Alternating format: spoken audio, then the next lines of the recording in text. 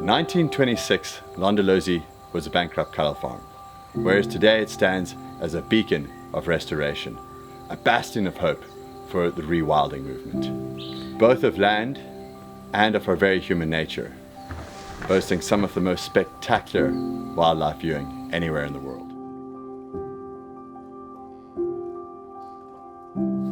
Although world-renowned for our luxury safaris, what guests see at the interface between visitors, staff and wildlife is only a small part of a much bigger picture.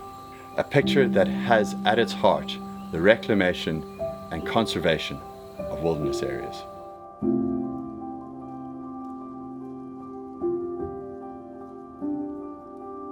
Londolozi is probably most famous for our leopards, but the reality is that the viewing of these incredible cats hasn't always been this good.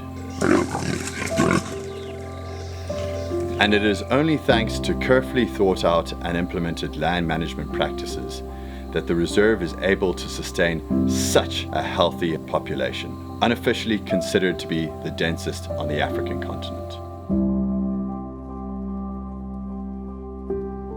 In the 1970s, with Londolozi already establishing itself as the blueprint photographic safari destination, maverick ecologist Ken Tinley was instrumental in developing Londolozi's conservation development model, a bold new approach to reserve management that revolved primarily around the restoration of the land itself.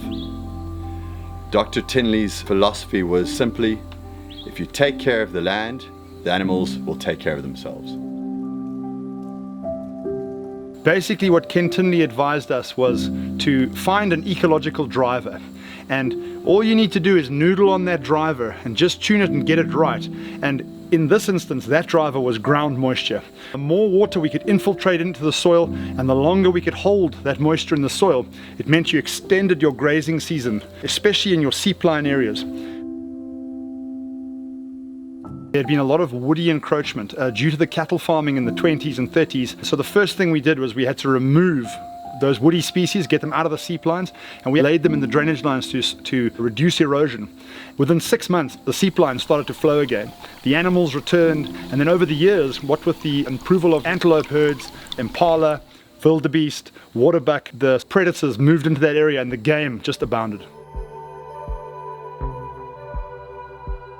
A female leopard started to be viewed on the reserve. She would roam Londolozi for a further 12 years and raise no fewer than 9 litters of cubs, spawning a dynasty that lives on to this day, which forms the basis of what is now the best leopard viewing in the world.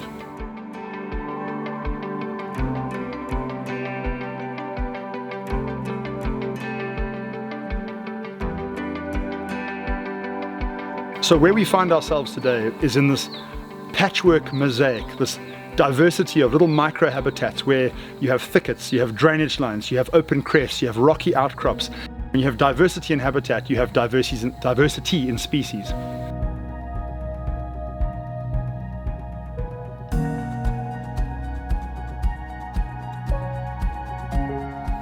So ultimately, by removing the woody encroached species and retaining our ground moisture, we've just created this amazing space for nature to just get on with it.